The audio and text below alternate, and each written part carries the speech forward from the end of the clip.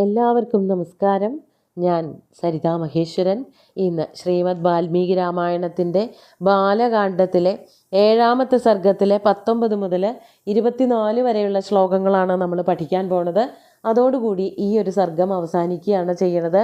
ചെറിയ ചെറിയ സർഗങ്ങളാണ് രാമായണത്തിൽ കാണാൻ പറ്റുക.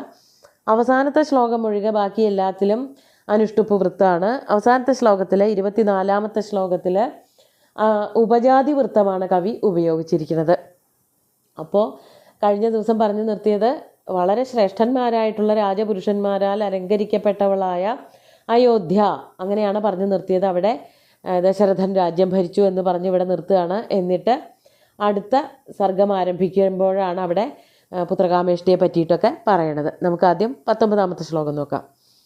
മന്ത്രസംവരണേ ശക്രാ സൂക്ഷ്മാസു ബുദ്ധിഷു നീതിശാസ്ത്രവിശേഷജ്ഞ സതതം പ്രിയവാദിന. മന്ത്രസംവരണേ ശക്താഃ സൂക്ഷ്മാസു ബുദ്ധിഷു ശക്താഃ നീതിശാസ്ത്രവിശേഷജ്ഞാഃ സതതം പ്രിയവാദിന ആസൻ. അവിടുത്തെ ജനങ്ങളെ പറ്റിയിട്ട് തന്നെയാണ് പറഞ്ഞുകൊണ്ടിരിക്കുന്നത്. കേവലം ജനങ്ങളല്ല, രാജകിങ്കരന്മാരെ പറ്റിയിട്ട്. അവരെങ്ങനെയായിരുന്നു? മന്ത്രസംവരണേ ശക്താഃ. മന്ത്രസംവരണം എന്ന് പറയുമ്പോൾ രാജ്യകാര്യങ്ങൾക്ക് ഉചിതന്മാരായിട്ടുള്ള ചേർച്ചയുള്ള ആൾക്കാരെ തിരഞ്ഞെടുക്കുക. അതായത് ആരെ വിശ്വസിക്കാം, ആരെയൊക്കെ കൂടെ കൂട്ടാം എന്നുള്ള കാര്യത്തിൽ നല്ല തീർച്ചയുള്ള ആൾക്കാരാണ്. അതുകൊണ്ടാണ് അവിടെ പറഞ്ഞത് മന്ത്രസംവരണങ്ങൾ. അർഹതയുള്ള പലരോടും സംസാരിച്ചിട്ട് അവരുമായിട്ട് ഇടപഴകിയിട്ട് ആരെയാണ് രാജ്യകാര്യങ്ങളിൽ ചേർക്കാൻ പറ്റുക, ചേർക്കാൻ നല്ലത് എന്ന് ആലോചിച്ച് തീരുമാനമെടുത്ത് അതിനനുസരിച്ച് പ്രവർത്തിക്കുന്നവരായിരുന്നു. അതാണ് മന്ത്രസംവരണത്തിൽ ശക്തന്മാരായിരുന്നു എന്ന് പറഞ്ഞത്. മന്ത്രം എന്ന് പറയുമ്പോൾ കൂടിയാലോചനകളാണ്. അത് കഴിഞ്ഞ ദിവസം പറഞ്ഞ ഷാഡ്ഗുണ്യങ്ങളിൽ പെടുമല്ലോ. സന്ധി, വിഗ്രഹം, യാനം, ആസനം, മന്ത്രം എന്നൊക്കെ പറയണത് ഒരുമിച്ചിരുന്നുള്ള സംഭാഷണത്തിനെ ചിലതിൽ കാണാൻ പോക്ക്, ചിലത് വിഘടിപ്പിക്കുക, ചിലത് കൂട്ടിച്ചേർക്കുക, ഇതൊക്കെ ചേർന്നതാണ്. അപ്പോൾ അതിൽ വിദഗ്ധന്മാരായിരുന്നു രാജപുരുഷന്മാർ. മാത്രമല്ല സൂക്ഷ്മാസു ബുദ്ധിഷു ശക്താ, വളരെ സൂക്ഷ്മമായിട്ടുള്ള കാര്യങ്ങൾ, നീതിശാസ്ത്ര വിശേഷജ്ഞന്മാരായിരുന്നു. അങ്ങനെയുള്ള കാര്യങ്ങൾ ആലോചിക്കുന്നതിൽ, പര്യാലോചന നടത്തുന്നതിൽ അതിവിദഗ്ധന്മാരായിരുന്നു അവർ. അതുപോലെ നീതിശാസ്ത്ര വിശേഷജ്ഞാ, നീതിശാസ്ത്രങ്ങൾ പലരുടെ ഉണ്ട്. നാരദൻ്റെ ഉണ്ട്, ഗൗതമൻ്റെ ഉണ്ട്, അതുപോലെ തന്നെ മനുവിൻ്റെ ഉണ്ട്, യാജ്ഞവൽക്യൻ്റെ ഉണ്ട്, അതുപോലെ തന്നെ നീതിബോധകങ്ങളായിട്ടുള്ള ഭാഗങ്ങളുണ്ട്. ബൃഹസ്പതിയുടെ ഗ്രന്ഥങ്ങളുണ്ട്. ഇങ്ങനെ എത്രയോ നീതിശാസ്ത്ര ഗ്രന്ഥങ്ങളൊക്കെ ഉണ്ട്. അതൊക്കെ നന്നായി പഠിച്ചിട്ടുള്ളവർ. അങ്ങനെ പഠിച്ചാൽ മാത്രമേ ജനങ്ങളെ കൈകാര്യം ചെയ്യാൻ പറ്റുള്ളൂ. നിയമങ്ങൾ എന്താണ്, അതിനുള്ള ശിക്ഷകൾ എന്താണ്, അതിനുള്ള ആദരവുകൾ എന്താണ്, ഓരോ പ്രവൃത്തിക്കും അത് തിരിച്ചറിഞ്ഞുകൊണ്ട് പ്രവർത്തിക്കുന്നവരായിരുന്നു നീതിശാസ്ത്ര വിശേഷജ്ഞാ സതതം പ്രിയവാദിന. എല്ലാ കാലത്തും പ്രിയമായിട്ട് സംഭാഷണം ചെയ്യുന്നവർ. അതെങ്ങനെയാണ് എല്ലാ കാലത്തും അല്ലെങ്കിൽ എല്ലാ സമയത്തും പ്രിയം മാത്രം പറയാൻ പറ്റുക? സാധാരണഗതിയിൽ അപ്രിയങ്ങളായിട്ടുള്ള കാര്യങ്ങളും പറയേണ്ടി വരില്ലേ? ഒരു രാജ്യത്തിൻ്റെ അല്ലെങ്കിൽ എന്തെങ്കിലും ഒരു സംരംഭത്തിൻ്റെ, ഒരു സ്ഥാപനത്തിൻ്റെ നടത്തിപ്പ് നമ്മുടെ കയ്യിൽ വരുമ്പോൾ മനസ്സിലാക്കാൻ പറ്റും. ചിലതൊക്കെ നമുക്ക് മുഖം നോക്കാതെ പറയേണ്ടതായിട്ട് വരും. അങ്ങനെ വരുമ്പോൾ അവിടെ എങ്ങനെയാണ് പ്രിയവാദി എന്നുള്ള പേര് വരണത് എന്നാണെങ്കിൽ, പരമാവധി ജനങ്ങളെ കൂട്ടിപ്പിടിക്കുന്ന രീതിയിൽ പ്രവർത്തിക്കുക അല്ലെങ്കിൽ സംസാരിക്കുക. പരമാവധി അല്ല, എല്ലാവരെയും കൂട്ടിപ്പിടിക്കുക. എന്നിട്ട് പറയാനുള്ളത് പറയുക. അങ്ങനെ പറയുമ്പോൾ നമുക്ക് അവിടെ ദേഷ്യം വരില്ല. അതായത് ജനങ്ങൾക്കൊരു രീതി, അധികാരമുള്ളവർക്ക് മറ്റൊരു രീതി, ഞങ്ങൾ എന്തു ചെയ്യും എന്നുള്ള രീതിയിൽ അടിച്ചേൽപ്പിക്കുന്ന കാര്യങ്ങൾ, പ്രജകളെ മാത്രം ഓരോരോ കാര്യങ്ങൾ അടിച്ചേൽപ്പിച്ചു കൊണ്ടിരിക്കുകയാണെന്നുണ്ടെങ്കിൽ അത് എത്ര നന്നായിട്ട് എത്ര ചിരിച്ചുകൊണ്ട് പറഞ്ഞാലും ജനങ്ങൾ കേൾക്കില്ല. എന്നാൽ ജനങ്ങൾക്കും പ്രജകൾക്കും അതുപോലെ തന്നെ രാജാക്കന്മാർക്കും സ്ഥാനത്തുള്ളവർക്കും പദവിയുള്ളവർക്കും ഒക്കെ ഒരേ നീതിയാണ് നടപ്പാക്കണത്. ഞാനും ആ നിയമത്തിന് അടിമയാണ്, ഞാനും ആ നിയമത്തിൽ പെടുന്നവനാണ് എന്ന ബോധ്യമുള്ള ഏതൊരു രാജാവ് അല്ലെങ്കിൽ രാജപുരുഷന്മാരെവിടെയുണ്ടോ അവരുടെ വാക്കുകൾ പ്രിയങ്ങളായി തീരും. അതായത് ആ പറഞ്ഞ വാക്കിന് വിലയുണ്ടാവും. അതാണ് ഉദ്ദേശിക്കുന്നത്. അതാണ് ഇവിടെ പറയുന്നത് സതതം പ്രിയവാദിന. അവർ പറഞ്ഞാൽ ആ വാക്കുകളൊക്കെ പ്രിയമായിട്ട് തീരും. അത് കേൾക്കാൻ തോന്നും. അല്ലാതെ നമുക്കൊന്ന് മറ്റുള്ളവർക്ക് വേറൊന്ന് എന്നുള്ള രീതിയിൽ ഭരണം നടത്തുന്നവരുടെ വാക്കുകൾക്ക് ഒരു വിലയും പ്രജകൾ കൊടുക്കുകയുമില്ല. അങ്ങനെയല്ല. ഇവിടെ ദശരഥ മഹാരാജാവും അവിടുത്തെ മന്ത്രിപുങ്കവന്മാരും സർവ്വ സൈന്യാധിപന്മാരും സൈന്യങ്ങളും അതുപോലെ എല്ലാവരും നിയമത്തിൻ്റെ മുമ്പിൽ തുല്യരാണ്. എല്ലാവർക്കും ഒരേ രീതിയിൽ, പരമാവധി ഒരേ രീതിയിലാണ് നിയമം നടപ്പാക്കി വന്നിരുന്നത്. അതാണ് ജനങ്ങളെ ആകർഷിച്ചിരുന്നതും അവിടെ സജ്ജനങ്ങളായിട്ട് ജീവിക്കാൻ അവർക്ക് പ്രേരണ നൽകിയതും. അപ്പോൾ അവിടെയാണ് പറയണത് അവരൊക്കെ സതതം എല്ലാ കാലത്തും പ്രിയവാദികളായിരുന്നു എന്ന്. ഇനി അടുത്ത ശ്ലോകം നോക്കാം. 20ാമത്തെ ശ്ലോകം നോക്കൂ. ഈദൃശീസ്തൈരമാത്യൈശ്ച രാജാ ദശരഥോനഘ ഉപപന്നോ ഗുണോപേതൈരന്വശാ സദ്വസുന്ധരാം.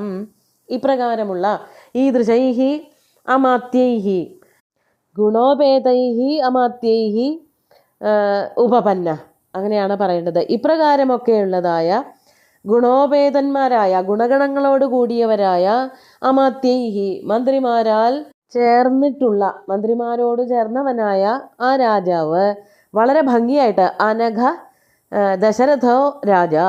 അനഘൻ എന്ന് പറഞ്ഞാൽ അഘങ്ങളൊന്നും ചെയ്യാത്തവൻ, തെറ്റുകളൊന്നും ചെയ്യാത്തവൻ, തെറ്റ് ചെയ്താൽ തന്നെ ശിക്ഷകൾക്ക് അധീനനാകുന്നവൻ, അതാണ് അനഘൻ. അല്ലെങ്കിൽ ആ രാജ്യത്ത് നീതി നടപ്പാക്കിയിരുന്നു എന്നുള്ളതിൻ്റെ ഒരു സൂചന അതാണ്. അങ്ങനെയുള്ള ആ രാജാവ് ദശരഥൻ വസുന്ധരാം അന്വശാസത്, ആ ഭൂമിയെ, ആ രാജ്യത്തിനെ വേണ്ടതുപോലെ കൊണ്ടു നടന്നു, രാജ്യം ഭരിച്ചു എന്നർത്ഥം.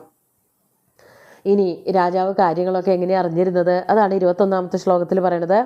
അവേക്ഷമാണശ്ചാരേണ പ്രജാധർമ്മേണ രക്ഷയൻ പ്രജാനാം പാലനം കുറുവന്നധർമ്മം പരിവർജയൻ. പ്രജാധർമ്മേണ രക്ഷയൻ, പ്രജകളെയൊക്കെ പ്രജാധർമ്മത്തിൽ തന്നെ രക്ഷിച്ചുകൊണ്ട്. അപ്പോൾ പ്രജകളുടെ ഹിതം എങ്ങനെയാണ് അറിഞ്ഞിരുന്നത് എന്നുള്ളതാണ് ആദ്യത്തെ വാക്ക് പറയണത്. ചാരേണ അവേക്ഷമാണ്, ചാരന്മാരെ കൊണ്ടാണ് പ്രജകളെ പറ്റിയിട്ട് കാര്യങ്ങളൊക്കെ അറിഞ്ഞിരുന്നത്. രാജാക്കന്മാരെ പറ്റി പറയുമ്പോൾ എപ്പോഴും പറയണ ഒരു വാക്യമാണ് രാജാനശ്ചാര ചക്ഷുഷ. രാജാക്കന്മാരുടെ കണ്ണ് എന്ന് പറയുന്നത് ചാരന്മാരാണ്. എല്ലാ ജനങ്ങളെയും പോയി കാണാനൊന്നും രാജാവിന് ഒരിക്കലും സാധിക്കില്ല. പക്ഷേ രാജാവ് ആരെ നിയോഗിച്ചിട്ടുണ്ടാവും? ചാരന്മാരെ നിയോഗിച്ചിട്ടുണ്ടാവും. അത് ആരാണെന്നുള്ളത് പ്രജകൾക്ക് മനസ്സിലാവില്ല. പ്രജകളുടെ ഇടയിൽ കൂടെ തന്നെ നടക്കുന്നവരാവും ചാരന്മാർ. നല്ല അർത്ഥത്തിൽ പറയുന്ന ചാരന്മാരാണ്. രാജാവിൻ്റെ അഭിവൃദ്ധിക്ക്, രാജാവിന് നടത്തേണ്ടതായിട്ടുള്ള തിരുത്തലുകൾ അതെന്താണെന്ന് തിരിച്ചറിയാൻ, പ്രജകൾക്ക് രാജാവിനോട് താല്പര്യമുണ്ടോ എന്നറിയാനൊക്കെ ചാരന്മാരെ പ്രയോഗിക്കാറുണ്ട്. ആ ചാരന്മാരാണ് വിവരങ്ങളൊക്കെ അറിഞ്ഞ് രാജാവിനോട് പോയി പറഞ്ഞു കൊടുക്കുക. അങ്ങനെ ഒരു ചാരനാണല്ലോ സീതാദേവിയെ പറ്റിയിട്ട് അപവാദമുണ്ട് എന്ന് ശ്രീരാമന് പറഞ്ഞു കൊടുക്കണ ദുർമുഖൻ എന്നു പേരുള്ളൊരു ചാരനാണ്. അപ്പോൾ അതുപോലെ ചാരന്മാർ വഴി എല്ലാ കാര്യങ്ങളും അറിഞ്ഞിരുന്നു ദശരഥൻ. അങ്ങനെ അറിഞ്ഞാലേ നമുക്ക് ഏത് തരത്തിലാണ് പ്രവർത്തിക്കേണ്ടത്, പ്രജകളുടെ ഹിതം എന്താണ്, പ്രജകൾ അനുകൂലമാണോ പ്രതികൂലമാണോ എന്നൊക്കെ അറിയണമെങ്കിൽ അവരോട് എല്ലാവരോടും നേരിട്ട് ചോദിച്ചാൽ, രാജാവ് ചോദിച്ചാൽ അവരൊക്കെ അനുകൂലമെന്നേ പറയുള്ളൂ. പക്ഷേ അവരുടെ ഉള്ളിൻ്റെ അഭിപ്രായം അതായിരിക്കില്ല. അത് അവർ തമ്മിൽ പറയും. അതാണ് ചാരന്മാർ അറിഞ്ഞ് രാജാവിനോട് പറഞ്ഞു കൊടുക്കേണ്ടത്. അപ്പോഴേ തിരുത്താൻ പറ്റുള്ളൂ. അങ്ങനെ തിരുത്തലുകൾ വരുത്തുന്നവനാണ് ഉത്തമനായിട്ടുള്ള ഭരണാധിപൻ. അങ്ങനെ ചാരന്മാർ വഴി കാര്യങ്ങളൊക്കെ അറിഞ്ഞിട്ട് പ്രജാധർമ്മേണ പ്രജാം രക്ഷയൻ, പ്രജാധർമ്മം അനുസരിച്ച് തന്നെ പ്രജകളെ പരിപാലനം ചെയ്യുന്നവനും, അതാണ് പ്രജാനാം പാലനം. പ്രജാധർമ്മേണ രക്ഷയൻ പ്രജാനാം പാലനം കുറുവൻ, പാലനം ചെയ്യുന്നവനായിട്ട്. പിന്നെ എന്തുകൂടി ചെയ്തു? അധർമ്മം പരിവർജയൻ, അങ്ങനെ തിരുത്തിയിട്ട് അധർമ്മങ്ങളെയൊക്കെ ഒരു പരിധിവരെ ഇല്ലായ്മ ചെയ്യാൻ രാജാവിന് സാധിച്ചിരുന്നു. അങ്ങനെയാണ് പ്രജാനാം പാലനം അകരോത്, പ്രജകളെ പരിപാലനം ചെയ്തത്. അപ്പോൾ ചാരന്മാരെ കൊണ്ട്, ചാരേണ അവേക്ഷമാണ് പ്രജാധർമ്മേണ രക്ഷയൻ പ്രജാനാം പാലനം കുറുവൻ. അതൊക്കെ രാജാവ് ചെയ്തിരുന്ന പ്രവൃത്തികളെ പറ്റിയിട്ട് പറയാണ്. അതാണ് അധർമ്മം പരിവർജയൻ പ്രജാനാം പാലനം കുറുവൻ എന്നാണ് പറയണത്. ചെയ്യുന്നവനായിരുന്നു ആ രാജാവ് ദശരഥൻ. ഇനി 23ാമത്തെ ശ്ലോകം നോക്കാം. നാധ്യഗച്ഛദ്വിശിഷ്ടം വാ തുല്യം വാ ശത്രുമാത്മന മിത്രവാൻ നതസാമന്ത പ്രതാപഹത കണ്ടക സശാസ ജഗദ്രാജാദിവിദേവപതിർയഥാ. അങ്ങനെയുള്ള ദശരഥ മഹാരാജാവിന് തന്നേക്കാൾ വലിയവനായിട്ടോ തുല്യനായിട്ടോ ഒരു ശത്രുവിനെയും അവിടെ കാണാൻ കഴിഞ്ഞില്ല. അതാണ് ന അധ്യഗച്ഛത്, ലഭിക്കുകയുണ്ടായില്ല. ആരെ ലഭിച്ചില്ല? വിശിഷ്ടം വാ തുല്യം വാ ആത്മനശത്രും ന അധ്യഗച്ഛൻ. തന്നേക്കാൾ കേമനായിട്ടുള്ള, ദശരഥനേക്കാളും കഴിവുറ്റവനായിട്ടുള്ള ഒരു ശത്രു ഉണ്ടായില്ല. തന്നെ പോലെ തന്നെയുള്ളൊരു ശത്രു പോലും ഉണ്ടായില്ല. അതാണ് വിശിഷ്ടം വാ തുല്യം വാ ആത്മനശത്രും ന അധ്യഗച്ഛത്. അങ്ങനെ ഒരു ശത്രു പോലും ആ രാജ്യത്ത്, അങ്ങനെ ഒരു ശത്രുവിനെ പോലും നേരിടേണ്ടതായിട്ട് വന്നില്ല.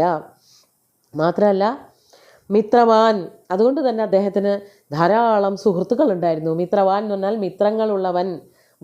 മതുപ്പ പ്രത്യയം അതുള്ളവൻ എന്നുള്ള അർത്ഥത്തിലാണ്. ബുദ്ധിമാൻ, ജ്ഞാനവാൻ എന്നൊക്കെ പറയണത്. വാൻ എന്നോ മാൻ എന്നൊക്കെ കണ്ടാൽ ധനവാൻ, ചിലത് വാനായിരിക്കും ചിലത് മാനായിരിക്കും. അത് മതുപ്പ് പ്രത്യയമാണ്, അത് ഉള്ളവൻ എന്നുള്ള അർത്ഥത്തിലാണ്. അതാണ് ഇവിടെ പറയണത്. മിത്രവാൻ, ധാരാളം മിത്രങ്ങളുള്ളവനും. എന്നാൽ അതോടൊപ്പം തന്നെ സാമന്ത, സാമന്ത രാജാക്കന്മാരാൽ നമസ്കരിക്കപ്പെട്ടവനും അംഗീകരിക്കപ്പെട്ടവനും. പ്രതാപഹത കണ്ടക, തൻ്റെ പ്രതാപം കൊണ്ട് കണ്ടകങ്ങളെ, കണ്ടകം എന്ന് പറഞ്ഞാൽ മുള്ള എന്നാണ് അർത്ഥം. ഇവിടെ ശത്രു എന്നുള്ള അർത്ഥത്തിലാണ് പ്രയോഗിച്ചിരിക്കുന്നത്. ശത്രുക്കളെയൊക്കെ ഹതം, ഇല്ലായ്മ ചെയ്തവനുമായിട്ടുള്ള ആ രാജാവ് ദശരഥൻ. ശശാസ ജഗത് രാജ, രാജ, അങ്ങനെയൊക്കെയുള്ളതായ ആ രാജാവ് ദശരഥൻ. ജഗത് ശശാസ, ജഗത്തിനെ, ആ അയോധ്യ നഗരത്തിനെ, അയോധ്യ രാഷ്ട്രത്തിനെ വേണ്ടതുപോലെ പരിപാലിച്ചു. ഏതുപോലെ? ദേവപതി ദിവി യഥാ തഥാ ജഗത് സരാജ ശശാസ. ദേവപതിയായിട്ടുള്ള ഇന്ദ്രൻ ആ സ്വർഗലോകം എങ്ങനെയായിരുന്നോ പരിപാലിച്ചത്, അതുപോലെ തന്നെ ദശരഥ മഹാരാജാവ് രാജ്യത്തിനെ, അയോധ്യാപുരിയെ വേണ്ടതുപോലെ പരിപാലിച്ചു എന്നർത്ഥം. നമുക്ക് 24-ാമത്തെ ശ്ലോകം കൂടി ചൊല്ലാം. അത് ഉപജാതി വൃത്തത്തിലുള്ളതാണ്. തൈർമന്ത്രിഭിർമന്ത്രഹിതേ നിവിഷ്ടൈർവ്രതോനുരക്തൈ കുശലൈ സമർത്ഥൈ സപാർത്ഥിവോ ദീപ്തിമവാപയുക്തസ്തേജോമയൈർഗോഭിരിവോദിതോർക്ക തൈഹി മന്ത്രിഭി മന്ത്രഹിതേ നിവിഷ്ടൈഹി തൈഹി മന്ത്രിഭി. മന്ത്രഹിതേ, മന്ത്രഹിതേ എന്ന് പറഞ്ഞാൽ രാജ്യകാര്യങ്ങളിൽ, മന്ത്രങ്ങളിൽ, സ്വകാര്യങ്ങളിൽ എന്തൊക്കെ പറയണം എന്തൊക്കെ പറയരുത്, പുറത്തേക്ക് പറയാവുന്നവ ഏവാ, പറയേണ്ടാത്തത് ഏതാണെന്നൊക്കെ നല്ല നിശ്ചയമുള്ളവരായിട്ടുള്ള അങ്ങനെയുള്ള തൈഹി മന്ത്രിഭി, ആ മിടുക്കന്മാരായിട്ടുള്ള മന്ത്രിമാരാൽ ചുറ്റപ്പെട്ടവനായ ആ മന്ത്രിമാർ എപ്പോഴും രാജാവിൻ്റെ കൂടെയുണ്ട്. രാജാവിന് ഒറ്റയ്ക്കൊന്നും ഒരു രാജ്യവും ഭരിച്ചുകൊണ്ട് പോകാൻ പറ്റില്ല. നല്ല നല്ല മന്ത്രിമാരുണ്ടെങ്കിൽ, നല്ല ഉപദേഷ്ടാക്കളുണ്ടെങ്കിൽ, പുരോഹിതന്മാരുണ്ടെങ്കിലൊക്കെ രാജ്യം നന്നായി കൊണ്ടു നടക്കാൻ പറ്റും. ദശരഥന് ഉണ്ടായ ഏറ്റവും വലിയൊരു ഗുണമായിരുന്നു സമർത്ഥന്മാരായിട്ടുള്ള മന്ത്രിമാരും പുരോഹിതന്മാരും. അവരുടെ പേരുകളൊക്കെ കഴിഞ്ഞ ദിവസങ്ങളിൽ കണ്ടതാണ്. സുമന്ത്രരെ തുടങ്ങിയിട്ടുള്ള എത്രയോ മന്ത്രിമാരുണ്ടായിരുന്നു. 8 മന്ത്രിമാരുടെ പേരൊക്കെ പറഞ്ഞു. അവരൊക്കെ കൂടിച്ചേർന്നുകൊണ്ട്, അതാണ് അനുരക്തൈഹി കുശലൈഹി സമർത്ഥൈഹി, അവർ രാജാവിനോട് അനുരക്തി, കൂറുള്ളവരായിരുന്നു. അതായത് ഇവിടെ താമസിക്കുക, വേറൊരു രാജ്യത്തിനോട് കൂറ് അങ്ങനെയായിരുന്നില്ല. രാജ്യത്തിനോട്, അവരവരുടെ രാജ്യത്തിനോട് നല്ല കൂറുള്ളവർ, രാജാവിനോട് നല്ല സ്നേഹമുള്ളവർ, അതുപോലെ കുശലന്മാർ, നല്ല മിടുക്കന്മാരായിരുന്നു. കാര്യങ്ങൾ നടപ്പിൽ വരുത്താൻ മിടുക്കുള്ളവർ, സമർത്ഥന്മാരൊക്കെ ആയിരുന്നു. അങ്ങനെയുള്ള മന്ത്രിമാരാൽ ചുറ്റപ്പെട്ടവനായിട്ടുള്ള രാജാവ് ദശരഥൻ. തേജോമയൈഹി ഗോഭിഃ യുക്തഃ ഉദിതഃ അർക്കഃ ഇവ പാർത്ഥിവ ദീപ്തിം അവാപ. തേജോമയങ്ങളായ ഗോക്കൾ എന്ന് പറഞ്ഞാൽ പശുക്കൾ എന്നാണ് വളരെ പ്രസിദ്ധമായിട്ടുള്ള അർത്ഥം. കിരണങ്ങൾ, രശ്മികൾ എന്നും അർത്ഥമുണ്ട്. അപ്പോൾ ഉദിച്ചു വരുന്ന സൂര്യന് നല്ല തേജസ് ഉണ്ടാവും, നല്ല പ്രകാശം ഉണ്ടാവും. ആ പ്രകാശത്തോടു കൂടിയ, ആ തേജസ്സോടു കൂടിയ സൂര്യൻ എങ്ങനെയാണോ ഉദിച്ചുയർന്നു വരുന്നത്, അതുപോലെ ഈ കിരണങ്ങളായിട്ട് കൽപ്പിക്കുന്നത് ഇവിടെയുള്ള മന്ത്രിമാരും രാജപുരുഷന്മാരും ഒക്കെയാണ്.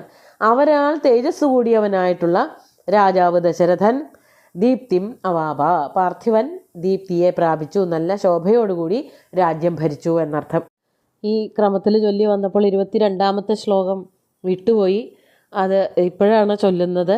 അതിൽ പ്രത്യേകിച്ച് കാര്യങ്ങളൊന്നും പറയണില്ല, അത് ചൊല്ലാം. വിശ്രുതസ്ത്രിഷു ലോകേഷു വദാന്യ സത്യസങ്കര സതത്ര പുരുഷ വ്യാഘ്ര ശശാസ പൃഥിവീമിമാം. അങ്ങനെയുള്ള രാജാവ് ത്രിഷു ലോകേഷു വിശ്രുത, 3 ലോകങ്ങളിലും പ്രസിദ്ധി നേടിയവനായിരുന്നു. അതായത് ഭൂമി, പാതാളം, സ്വർഗം എന്നിങ്ങനെ എല്ലാ ലോകങ്ങളിലും പ്രശസ്തി നേടിയവനായിരുന്നു രാജാവ് ദശരഥൻ. അതോടൊപ്പം വദാന്യനായിരുന്നു, സത്യസങ്കരനുമായിരുന്നു.